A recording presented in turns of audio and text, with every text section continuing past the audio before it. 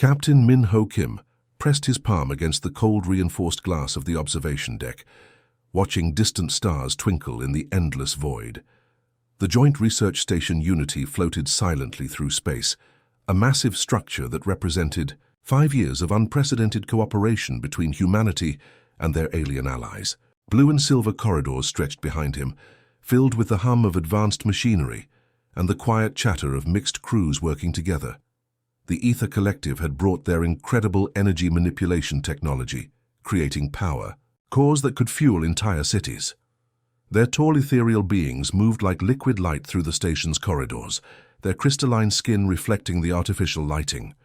The warrior caste Talon Empire contributed their military expertise and defensive systems, their reptilian forms always alert and disciplined. Meanwhile, the trade-focused Nexus Federation provided advanced communication networks and resource management systems, their insectoid representatives clicking softly as they coordinated supply chains across multiple star systems. Min Ho remembered the day 5 years ago when the first joint colony was established. Humans had celebrated in the streets of Seoul, New Tokyo, and Neo-London. Children learned alien languages in schools, while alien younglings studied human culture. Medical breakthroughs came monthly as human intuition combined with alien precision. Humanity's agricultural innovations had ended food shortages on dozens of alien worlds, while their partners shared technologies that seemed like magic.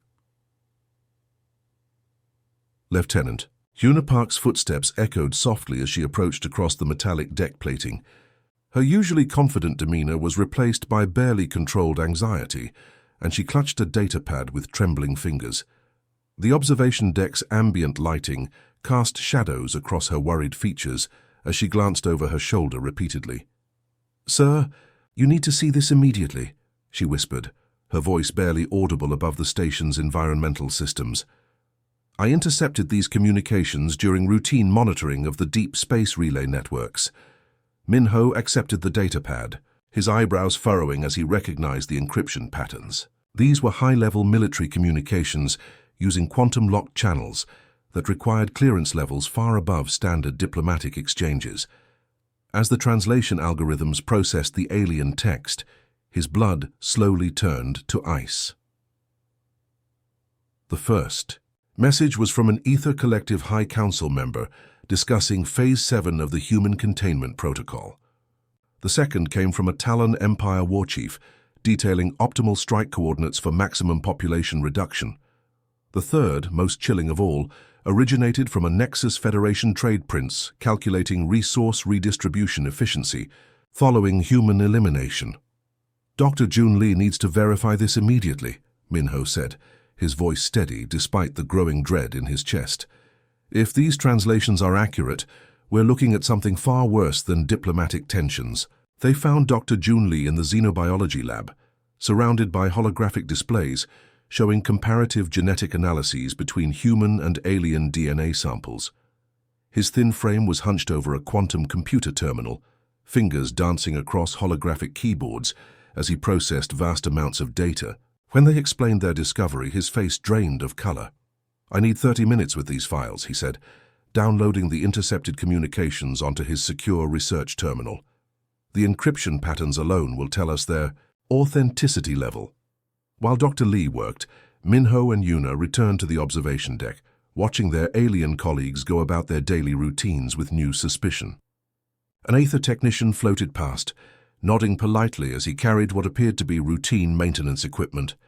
A group of Talon warriors conducted training exercises in the gymnasium section, their movements precise and deadly. Nexus Federation administrators coordinated supply deliveries with the same efficiency they had always shown. Everything looked normal, yet nothing felt the same.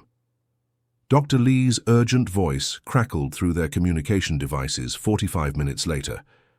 "Conference room 7 immediately. Bring no one else."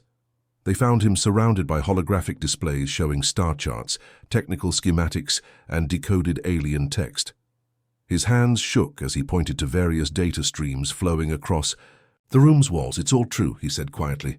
"Every horrifying detail. They've been planning this for 3 years, calling us the chaos factor and the unpredictable variable.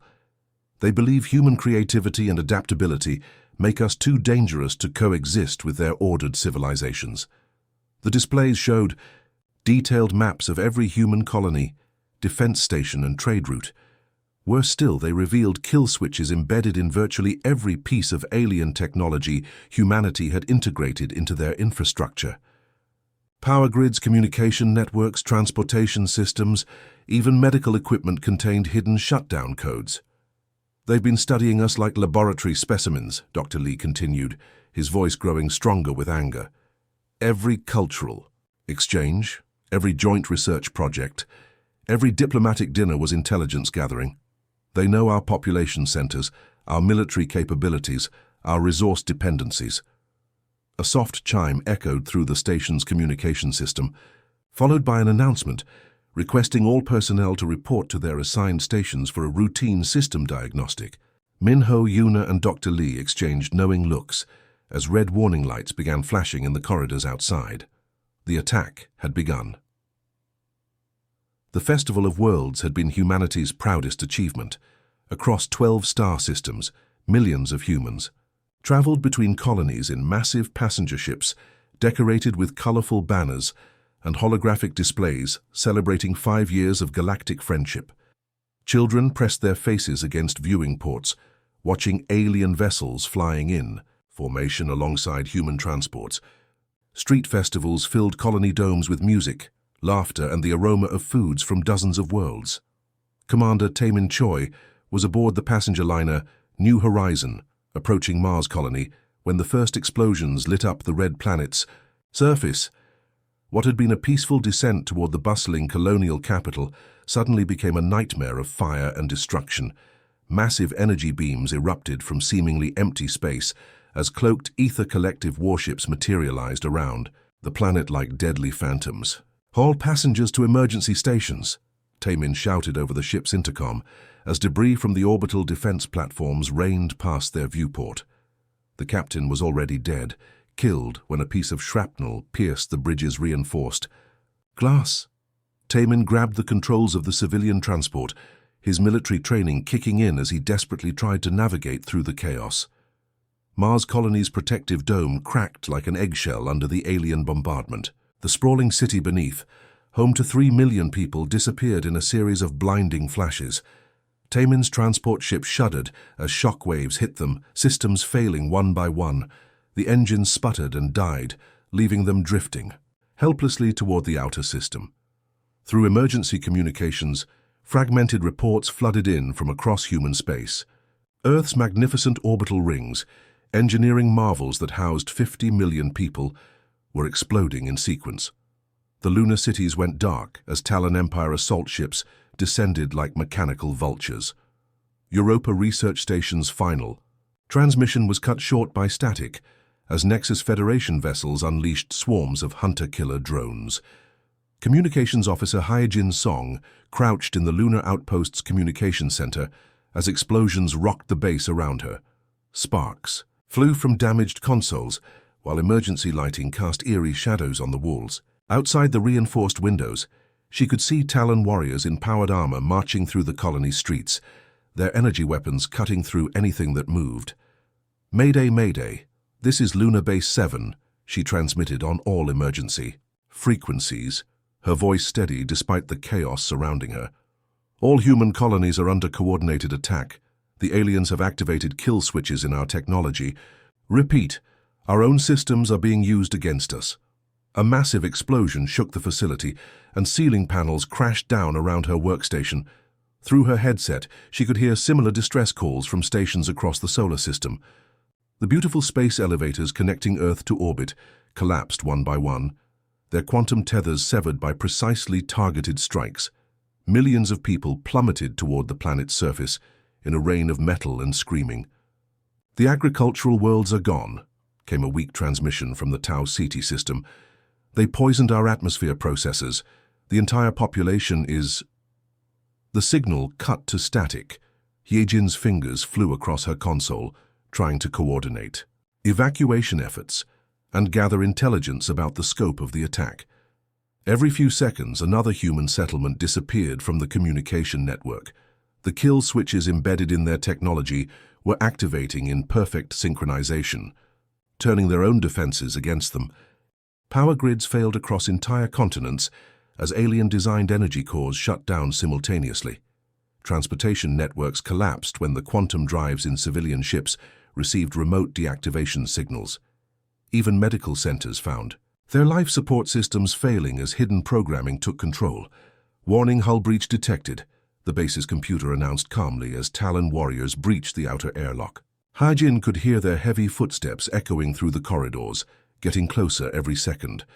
She transmitted one final message before an energy blast reduced her console to smoking wreckage.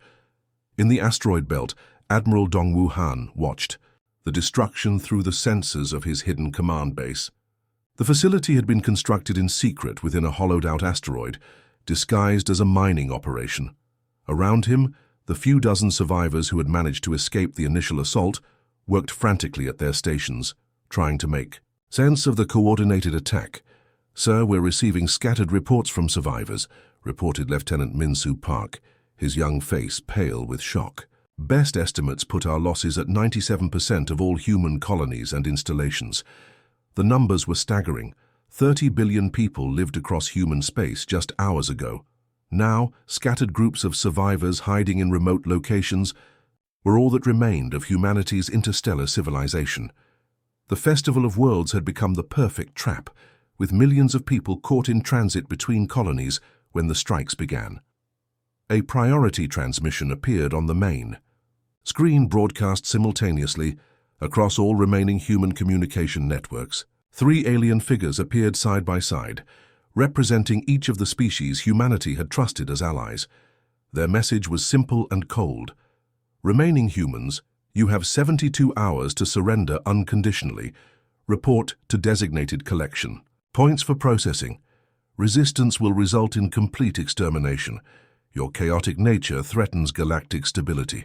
This cleansing is necessary for universal peace." The transmission ended, leaving the asteroid base in stunned silence. Around Admiral Han, the surviving officers and crew members stared at the blank screen with expressions of grief, rage, and disbelief. The aliens believed they had broken humanity's spirit, that the survivors would meekly accept their fate like defeated animals. They had made a terrible mistake about human nature. Dr. Sujin Kang pushed aside the twisted metal debris, covering the entrance to her underground laboratory, breathing heavily in the smoke-filled air above Seoul's ruins. The once magnificent city lay in shambles around her, its towering skyscrapers reduced to skeletal frames against the orange sky. Alien patrol drones buzzed overhead like mechanical wasps, their scanning beams sweeping through the wreckage, searching for human survivors. Behind her, 12 other scientists and military personnel emerged from the hidden bunker that had been their home for the past week. The facility had been disguised as a subway maintenance tunnel, its true purpose known only to a select few. While the aliens celebrated their apparent victory, they had no idea that hundreds of similar bunkers existed across human space, waiting for the right moment to activate. "Phoenix Protocol is authorized," Sujin whispered into her encrypted communicator, her voice carrying the weight of humanity's last hope. "All cells, initiate Phase 1, across the galaxy." Her words triggered a cascade of activity that the aliens never saw coming. On the mining world of Kepler 442b, what appeared to be abandoned excavation equipment suddenly came alive as hidden weapon systems emerged from underground storage.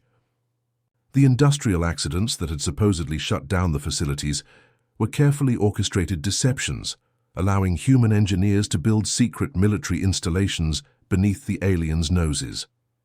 In the Proxima Centauri system, a seemingly defunct space station that had been decommissioned 3 years earlier suddenly powered up its cloaked reactors. Captain Woojin Park and his crew of 30 had been living in the station's hidden sections, surviving on recycled air and rationed supplies while they prepared for this moment. Their ship, disguised as space debris, separated from the station's hull and began its approach to an alien supply convoy.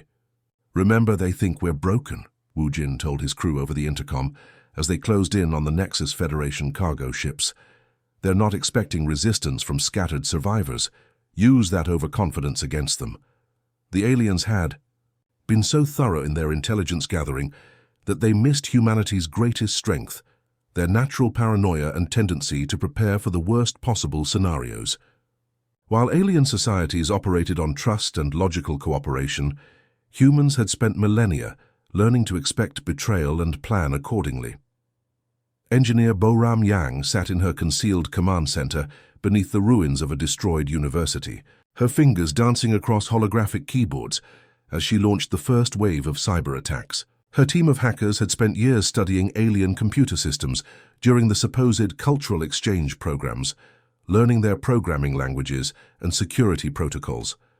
Their networks are so orderly and predictable, she muttered to her assistant Jinwoo Lee, as lines of alien code scrolled across their screens. They never considered that someone might think chaotically enough to break their perfect systems. The virus she unleashed was unlike anything the aliens had encountered. Instead of following logical pathways through their networks, it behaved erratically, jumping between systems in ways that made no sense to alien security protocols. When Ether Collective firewalls tried to contain it, the virus split into smaller pieces that reformed elsewhere. When Talon Empire Hunter programs tried to destroy it, it adapted and evolved faster than their rigid programming could follow. Within hours, alien communication networks across 3 star systems began experiencing glitches. Supply ships received contradictory orders. Patrol schedules became confused. Resource allocation systems started making illogical decisions. The aliens' carefully coordinated occupation began to show cracks as their technological advantage turned into a liability. On the frozen moon of Europa, Lieutenant Hai-Won Kim led a squad of 12 soldiers through the ice caves that honeycombed the satellite's interior. Their mission was simple but crucial: sabotage the alien communication relay that controlled military operations in the inner solar system. The relay was supposedly guarded by advanced Talon Empire security drones, but the aliens had underestimated human ingenuity. "Electromagnetic pulse charges are in position," reported Sergeant Young-Ho Choi, his breath visible in the frigid air. "The aliens built their facility on top of our old research station, just like we hoped they would." The research station had been abandoned 2 years earlier due to supposed budget cuts, but in reality it had been converted into a hidden weapons cache. When the charges detonated, they didn't just destroy the alien relay. They activated a chain reaction that crippled 3 other installations throughout the solar system. Similar operations were unfolding across human space as sleeper agents revealed themselves. The mild-mannered human diplomat, who had served as a cultural liaison to the Nexus Federation, suddenly produced military-grade weapons from his embassy's basement. The human merchant, who had been trading with the Ether Collective for 3 years, activated hidden explosives in his cargo holds, taking out an entire alien fleet dock. Dr. Sujin Kang monitored these operations from her mobile command post, now relocated to an abandoned subway tunnel system that stretched for kilometers beneath Seoul. Around her, technicians worked frantically to coordinate resistance cells across multiple star systems, their equipment cobbled together from salvaged alien technology and hidden human resources. "The aliens are starting to realize something's wrong," reported Communications Officer Minar Park, monitoring intercepted alien transmissions. "Their field commanders are requesting reinforcements and asking for new tactical protocols." For the first time in weeks, Sujin allowed herself a small smile. The aliens had studied human behavior for years, documenting their chaotic nature and unpredictable responses to crisis. They had dismissed these traits as primitive evolutionary holdovers, weaknesses to be exploited during the conquest. They were about to learn that chaos could be a weapon more powerful than any technology. Captain Min-Ho Kim floated weightlessly in his modified escape pod, watching the massive Ether Collective command ship Ethereal Dawn through his viewport. The crystalline vessel stretched nearly 2 kilometers in length, its translucent hull pulsing with internal energy conduits that looked like veins of liquid starlight. For 3 days, he had been transmitting fake distress signals, playing the role of a desperate survivor, begging for rescue. "Please, my life support is failing," he transmitted on standard emergency frequencies, injecting just the right amount of panic into his voice. I have critical intelligence about human resistance movements. I'm willing to trade information for sanctuary. The Ether crew, led by High Commander Zealthara, couldn't resist the opportunity to capture valuable intelligence from a broken human survivor. Their arrogance blinded them to the possibility that any human could outwit their superior intellect. As the command ship's tractor beam pulled Minho's pod into the docking bay, he smiled grimly at how easily their pride made them predictable. Inside the docking bay, 6 ether guards waited with their energy rifles, their crystalline faces showing typical alien confidence. They had no idea that Minho's damaged escape pod contained hidden compartments filled with advanced human technology. As they began their standard prisoner processing, he activated a neural disruptor that sent electromagnetic pulses specifically tuned to disrupt ether nervous systems. The guards collapsed instantly, their crystalline bodies flickering like faulty holograms. Minho quickly downloaded their access codes and began moving through the ship's corridors, his enhanced combat armor adapting its camouflage to match the vessel's internal lighting. Within 30 minutes, he had gained access to the ship's central computer core and uploaded a virus that would give his resistance cell complete control. Meanwhile, in a hidden weapons facility buried beneath the ice fields of Titan, Specialist Haewon Lim was unveiling technologies that would change the war's entire dynamic. For years, humanity had secretly developed weapon systems that operated on principles the aliens couldn't understand or counter. While alien technology relied on logical algorithms and predictable patterns, human innovations embraced chaos and intuition. "Behold the neural combat AI," she announced to a gathering of resistance leaders via encrypted hologram. The device looked deceptively simple, a small black cube that hummed with barely contained energy. It doesn't follow programmed responses like alien systems. Instead, it learns from human intuition and makes decisions based on creativity rather than logic. The AI-controlled fighter drones that emerged from Haewon's facility were unlike anything the galaxy had seen. They moved unpredictably through space, changing tactics mid-battle and responding to threats with solutions that alien computers couldn't anticipate.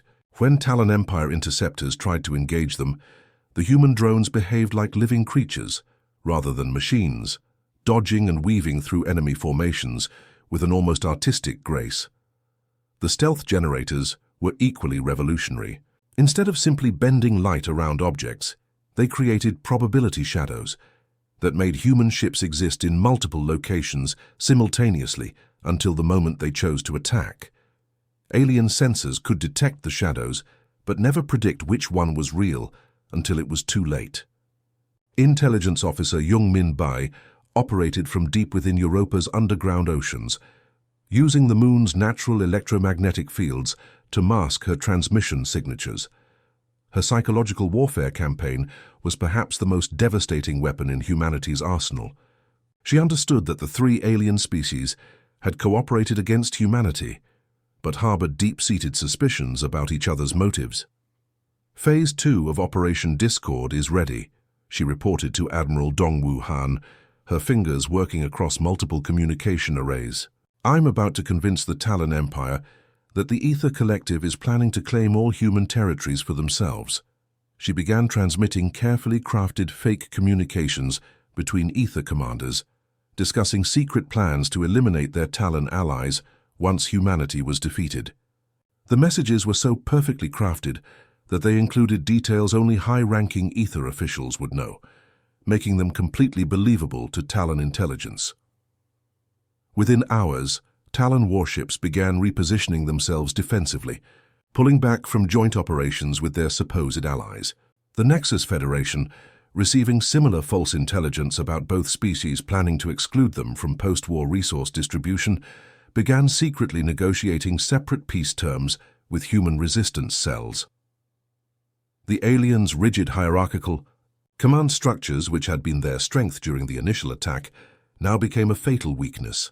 When orders came down from above, lower-ranking officers followed them without question, even when those orders had been manipulated by human intelligence operations. Sergeant Kyung-ho Oh led his strike team through the ventilation systems of an ether orbital platform, their movements guided by real-time intelligence from Youngmin's cyber infiltration. The platform controlled defensive systems for an entire star system, making it a prime target for human sabotage operations. "Remember, they think in straight lines," he whispered to his team over secure communications. "When we hit them, they'll expect us to retreat along logical escape routes. Instead, we advance deeper into their facility and strike their secondary targets." Corporal So Young Che planted explosive charges on the platform's quantum computers, while the aliens were still trying to understand how humans had breached their supposedly impregnable security. By the time they realized the true scope of the infiltration, the entire facility was compromised. The psychological impact of these operations was enormous. Alien commanders who had confidently expected to mop up scattered human survivors found themselves facing an enemy that seemed to anticipate their every move, while remaining completely unpredictable themselves. Captain Min-Ho Kim, now in full control of the captured Ether Command ship, began broadcasting false orders to alien fleets across the sector. The sight of their own vessels turning against them shattered alien morale and forced them to question everything they thought they knew about human capabilities. The hunters had indeed become the hunted, and the galaxy was about to learn what happened when humanity finally revealed its true nature. Admiral Dongwu Han stood in the command center of humanity's largest remaining warship, the Phoenix Rising, watching as thousands of human vessels emerged from hidden locations across the galaxy. 6 months of guerrilla warfare had culminated in this moment, Operation Judgment Day.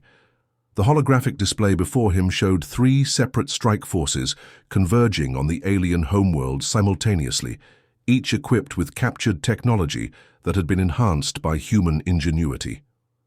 "All strike groups report ready," announced Communications Officer Min-Soo Park, his voice steady despite the magnitude of what they were about to attempt. "Captain Yunji Yu's fleet is approaching the Ether homeworld. Major Seung-Hwan Ryu's forces are in position near the Talon capital system.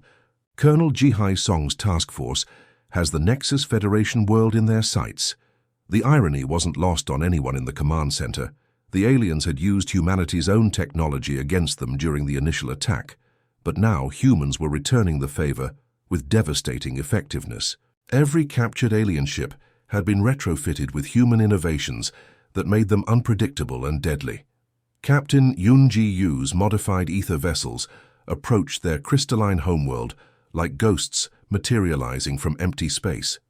The planet Ethros hung before them like a massive jewel, its surface covered in spires of living crystal that pulsed with energy. For millennia, the Ether Collective had believed their homeworld was impregnable, protected by energy shields that could deflect any known weapon. Initiating Probability Cascade, Yunji announced to her fleet as they activated the human-designed reality disruptors. The weapons created quantum uncertainties in the alien shield matrices, making them exist in multiple states simultaneously until they collapsed into the most favorable outcome for the attackers. The shields flickered and failed as the ether defenders watched in horror. Their perfect crystalline cities, which had never known the touch of warfare, suddenly found themselves vulnerable to attack. But Yunji's orders were specific: disable, don't destroy. Precision strikes took out communication hubs and military installations while leaving civilian areas untouched. Meanwhile, Major Seung-Hwan Ryu led his assault on Talonis Prime, the fortress world of the warrior caste Talon Empire. The planet's surface was covered in massive military installations and weapon platforms that could supposedly withstand a direct hit from a stellar torpedo.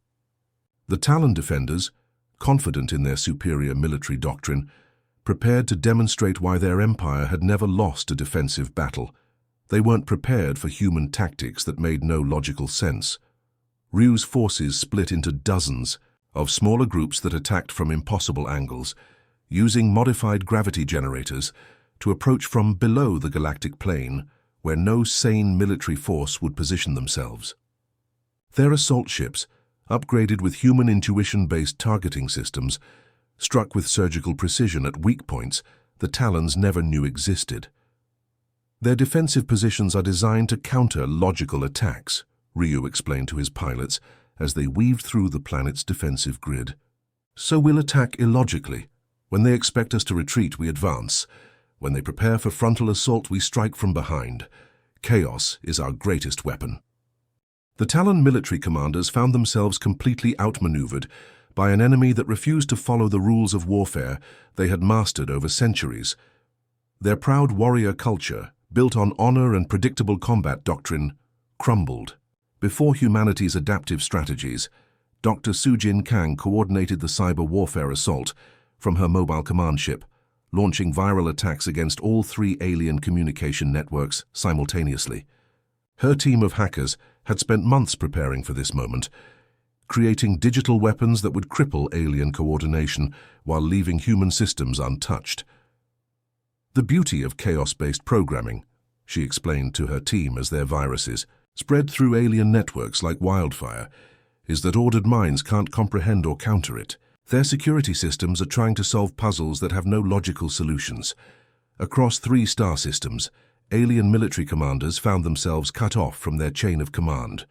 Orders became scrambled, supply lines were disrupted, and coordination between different military units broke down completely. The same technological superiority that had made their initial attack so devastating now worked against them. Colonel Ji-Hai Song's assault on the Nexus Federation homeworld focused on their massive trade networks and resource distribution systems. The insectoid aliens had built their civilization around efficient resource management and predictable economic models. Song's forces targeted the mathematical algorithms that controlled their entire society, introducing random variables that sent their perfectly ordered system into chaos. Within hours, all 3 alien civilizations faced the same choice they had once offered humanity. Admiral Han's voice echoed across their communication networks, broadcast simultaneously to billions of alien citizens who had never imagined their mighty empires could be brought to their knees. "People of the former Galactic Cooperative," Han began, his words carrying the weight of human suffering and determination. "You chose to betray those who called you friends.